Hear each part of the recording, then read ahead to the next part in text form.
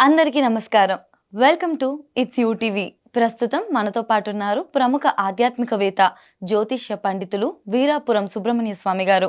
గురుగారితో మాట్లాడి మరిన్ని విషయాలు తెలుసుకునే ప్రయత్నం చేద్దాం. నమస్కారం గురుగారు. శుభాశీస్సులండి. గురుగారు 2026 అయితే వచ్చేసింది. అసలు పంచాంగం పరంగా ఎలా ఉండబోతుందంటారు? చాలా మంచి విషయం అడిగారు. 2026 ఇది ఆంగ్ల సంవత్సర ప్రకారంగా. హ్మ్. మన ఇందాక మనం చెప్పుకున్నట్టు ఇంగ్లీష్ క్యాలెండరు ఇది వచ్చేసి మయా క్యాలెండర్ అంటారు దీన్ని. ఏమంటారు? మయా. ఆ! హుహు. మయా హుహు. క్యాలెండర్. అలాగే ఈ యొక్క మయా క్యాలెండర్ అనేది ఏమిటంటే, మన హిందూ సంప్రదాయ ప్రకారంగా కూడా సూర్యుడికి బామరిది. హుహు. ఎవరు? మయుడు. బామర్ది. మయుడు. ఆహా! సూర్యునికి హుహు. బావ మరిది. హుహు. ఇది విదేశాలు. ఇప్పుడు మనం చెప్పుకుంటున్నటువంటి ఇంగ్లీష్ వాళ్ళందరూ కూడా. హుహు. అలాగే ఈ మయా క్యాలెండర్ ప్రకారంగా అయిపోయింది వాళ్ళకి చెప్పాలంటే ఒక మాటలో. ఇంకా మనం దాన్ని అనుసరించాల్సిన అవసరం లేదు. అంటే మయా క్యాలెండర్ అనేది అయిపోయింది. క్లోజ్ అయిపోయింది. అలాగే ఇప్పుడు మనము ఇంకా కూడా దీన్ని పరిగణలోకి తీసుకొని వాడుతున్నాం. ఇంగ్లీష్ ప్రకారంగా. అవుతే 2026 కాను ప్రారంభం కావచ్చు, లేదంటే ఒక మనకు జూన్ వరకు కూడా కావచ్చు. ప్రపంచవ్యాప్తంగా తీసుకునేటప్పటికి గ్రహస్థితుల యొక్క ప్రభావ రీత్యా 4 గ్రహాలు మకర రాశిలోను, అలాగే తదుపరి ఆహ్, కుంభరాశిలోను, ఆ తదుపరి మీనరాశిలోకి మారుతూ ఉన్నారు. ఈ యొక్క గ్రహ సంచార ప్రభావము, ఈ గ్రహాల యొక్క కలయిక సూర్యుడితో కుజుడు, అలాగే బుధుడు ప్రధానంగా, శుక్రుడు కలవడం జరుగుతుంది. ఆ తదుపరి కూడా మకర రాశిలో కూడా అంతే. ఆ తదుపరి శనితో కుజుడు, సూర్యుడు మీన రాశిలో. అయితే అక్కడ కూడా గ్రహ సంచారాలు కలయిక వల్ల ప్రపంచానికి కొంత విపత్తులు అనేటివి విపరీతంగా ఉన్నాయి. విపత్తులు అంటే ప్రమాదాలు, హాని కలగచేసేటువంటి ప్రభావితం అనేది అధికంగా ఉంది. ఈ యొక్క గ్రహస్థితుల యొక్క కలయిక వల్ల దానికి తోడుగా అగ్నికి ఆజ్యం పోస్తే ఎలాగో అన్నట్టుగా మండుతున్న హ్మ్. అగ్గిలో నెయ్యి వేస్తే ఇంగా హ్మ్. దగ్ధమవుతున్నట్టుగా ఈ గ్రహాలకు సంబంధించి తోడుగా అపసవ్యకాల సర్పదోషం. హుహు. అపసవ్య అంటే సవ్యకాల సర్పదోషము అంటే రైట్ క్లాకు పగలు. అపసవ్యకాల సర్పదోషము అంటే యాంటీ క్లాకు చీకటి.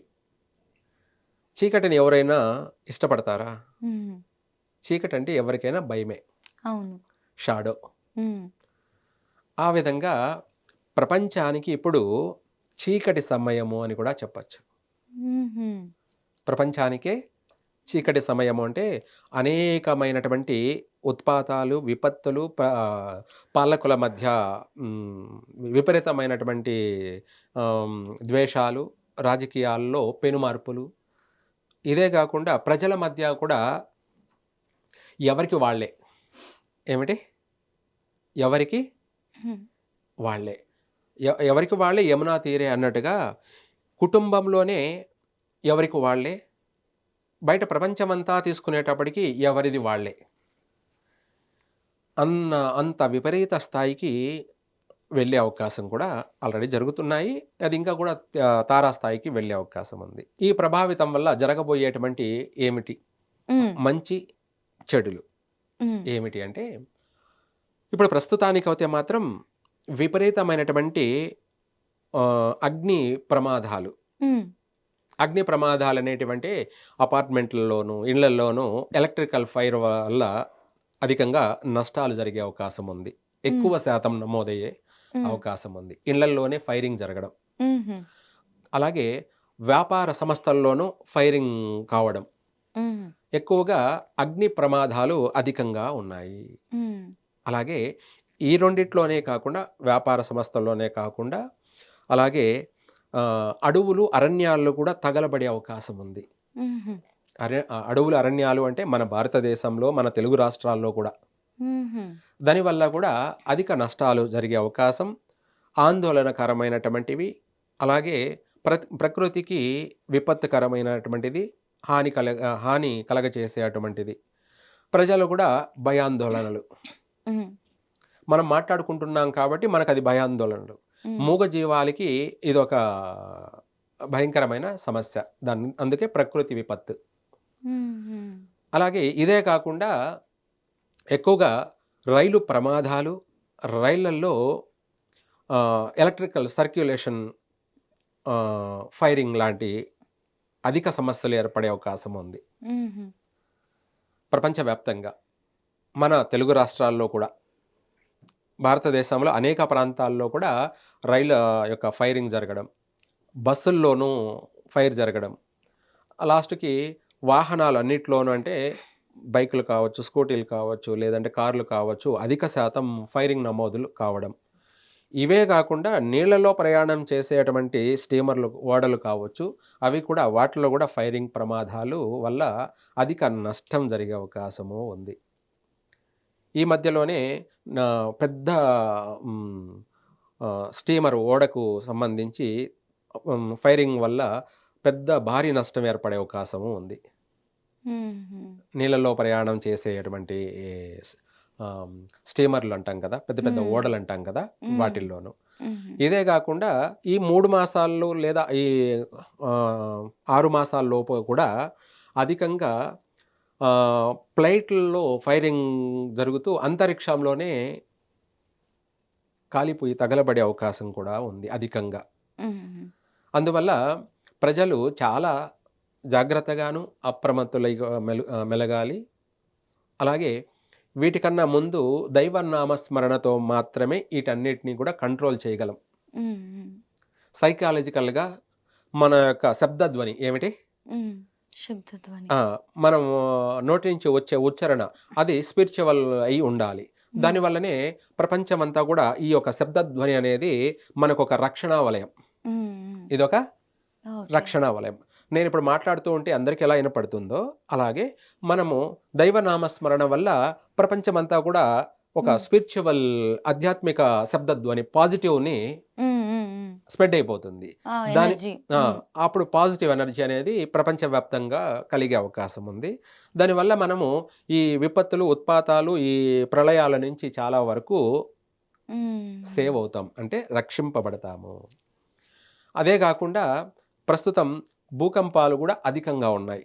హుహు. భూకంపాలు అనేది మనకు మన తెలుగు రాష్ట్రాల్లో కూడా జరిగే ప్రభావం ఉంది. ప్రపంచవ్యాప్తంగా కూడా అధికంగా భూకంపాలు నమోదు అయ్యే అవకాశము ఉంది. దానివల్ల విదేశాల్లో అయితే అధిక ప్రాణ నష్టము, అధిక ధన నష్టం గూడా జరుగుతుంది. హుహు. మన భారతదేశంలో స్వల్పమైనటువంటి నష్టాలతో మాత్రమే మనం బయటపడతాం. ఎందుకంటే ఎంత చెప్పినా మన భారతీయులు ప్రతి ఒక్కరు ఆహ్, జప, తప శక్తి సంపన్నులే ప్రతి ఒక్కరు కూడా. ఏమిటి? హ్మ్. ఓకే. ప్రతి ఒక్కరు కూడా జప, తప అంటే హ్మ్. వాళ్ళు ఆహ్, అనుక్షణము ఏదో ఒక సమయంలో ఏదో ఒక సెకండు భగవంతుడిని ప్రతి ఒక్కరూ స్మరిస్తూ ఉంటారనమాట. అవును. హ్మ్. అందువల్ల ఇది నిత్యము తపస్సు లాంటిదే. హ్మ్.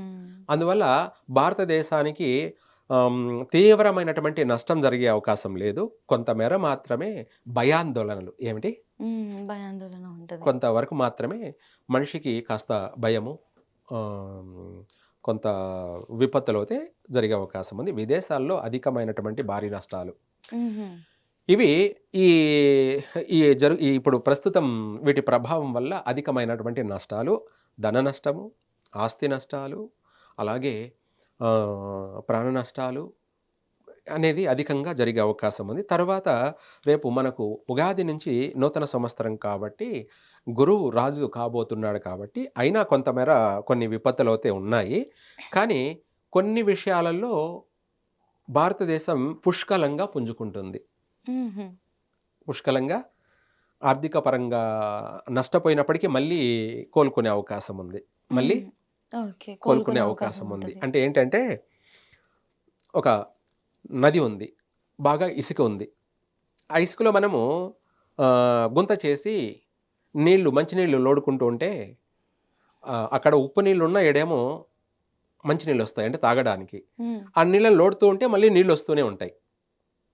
అర్థమైందా నీకు? అవునవును. మనం నీళ్లు లోడుతూ ఉన్నా, ఎంత లోడుతూ ఉన్నా మళ్ళీ నీళ్లు ఊరుతూనే ఉంటాయి. హ్మ్. అట్లాగా మన భారతదేశంలో ఎన్ని నష్టాలు జరుగుతూ ఉన్నా ఆర్థిక పరంగా ఏదో ఒక రూపాన పుంజుకుంటూనే ఉంటుంది. హ్మ్. మీకు మెసేజ్ కరెక్ట్‌గా ఇచ్చాననమాట. ఏంటంటే అవునవును.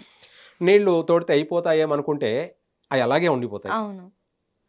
అలాగే మనకి ఎవరికి ఎంత కావాలో అంత నీళ్లుని ముంచుకుంటూ ఉంటే నీళ్ళు మళ్ళీ యథావిధిగా వస్తూనే ఉంటాయి.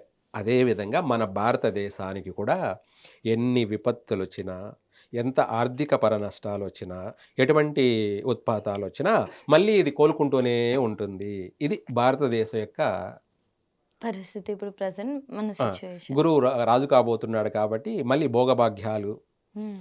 ఆర్థిక పరంగా బాగా పుంజుకోవడం. హ్మ్. ఒక మాటలో చెప్పాలంటే అన్ని దేశాలలో భారతదేశం మొట్టమొదటి స్థానంలో ఉంటుంది. హ్మ్. హ్మ్. కానీ ఈ మధ్యలో మాత్రం ఈ 3 మాసాలు, 6 మాసాలు వరకు కూడా కొంత ఉత్పాతాలు, విపత్తులు, ప్రమాదాలు, నష్టాలు, హానికరమైనటువంటి సంఘటనలనేటివి అధికంగా ఉన్నాయి. మనకు ఒక మాటలో చెప్పాలంటే తప్పు చేస్తూ ఉన్నారనుకోండి ఇంట్లో పిల్లలు కానీ, లేదంటే స్కూల్లో పిల్లవాడు కానీ, వాడిని దండించితే టీచర్ దండిస్తాడు వాడిని. దండిస్తే భయం హ్మ్. కలుగుతుంది. హ్మ్. లేకపోతే వాడి యొక్క ఆగడాలకి అంతుండదు. అట్లాగే ప్రపంచంలో మనం చేసే మానవ తప్పిదాల వల్ల భగవంతుడు అనే ప్రకృతి మనకు కలగచేసే హానికరమైనటువంటి విపత్తులు, ఉత్పాతాలు. హ్మ్. వాటి వల్ల తెలుసుకొని తప్పించుకు తిరుగువాడు ధన్యుడు సుమి అన్నట్టుగా భారతీయులు తెలుసుకొని మళ్ళీ అందరూ చేంజ్ అవుతారు. మన హ్మ్. సనాతనమైన ధర్మం, హ్మ్. మన యొక్క మన ఆచారాలు, మన కట్టుబాటు, మన వ్యవహారాలు, మన యొక్క సిద్ధాంతం ఇయన్ని ప్రకారంగా.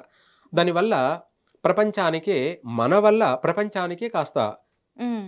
ఊరట, మనుగడ, డెవలప్‌మెంట్ అనేది ఎప్పటికి కూడా భారతదేశం వల్లే ప్రపంచానికంతా గూడా లాభదాయకంగా భారతీయుల వల్లే ఏర్పాటవుతుంది కాబట్టి అందుకే భారతదేశం నంబర్ 1 స్థానంలో ఉంటుంది. ఈ గ్రహ స్థానాల యొక్క ప్రభావం వల్ల. ఈ గ్రహాల యొక్క సంచార ప్రభావం వల్ల హ్మ్. కొంత కష్టం కలిగినా సుఖం దక్కుతుంది. హ్మ్. మనము ఏ విధంగా చూసుకున్నప్పటికీ కూడా, మనకి విపత్తులు పొంచి ఉన్నప్పటికీ, హ్మ్. మనమైతే హ్మ్. మరీ అంత నష్టపోము. అభివృద్ధి అనేది ఖచ్చితంగా ఉంటుంది. 100% ఉంటుంది. ఇది ఖచ్చితం. అవును. ఇంకొక విషయం ఏంటంటే, మరి ఈ విపత్తుల నుంచి అవును. మనల్ని మనం కాపాడుకునేందుకు హ్మ్. దైవ స్మరణ చేసుకోవడము ఎప్పటికప్పుడు. ఆ అవును. పాజిటివ్ ఎనర్జీని మనం క్రియేట్ చేస్తూ ఉంటే, అవును. అది మనకి శ్రీరామ రక్షే. అలాగే ఆ వైబ్రేషన్స్ అనేవి కూడా అవును. స్ప్రెడ్ అయ్యి అంత మన చుట్టూ కూడా ఆ పాజిటివ్ ఎనర్జీ ఫార్మ్ అవుతది అని అంటారు. 100%. హుహు. ఇది మనము ఇప్పుడే కాదు ఎప్పటికి కూడా భారతదేశం అనుసరించే పద్ధతి ఇదేనన్నమాట. అవును. మనం బాగుండడం, అందరినీ బాగుండేలా చూసుకోవడం. హ్మ్. అందరూ బాగుండాలి, అందులో నేనుండాలి అంటారు కదా! అవును. అదే విధంగా ప్రపంచమంతా బాగుండడానికి చేసేది భారతదేశమే. ఖచ్చితంగా గురుగారు. మీరు చెప్పినట్లుగానే అందరూ కూడా చక్కగా ప్రతిరోజు కూడా కుదిరినప్పుడల్లా దైవస్మరణ చేసుకుంటూ, ఆ అవును. పాజిటివ్ మైండ్ అండ్ ఎనర్జీని క్రియేట్ చేసుకుంటే అవును. అంతా మంచే జరుగుతుంది. శుభాశీస్సులండి అందరికి కూడా. ధన్యవాదాలు గురుగారు.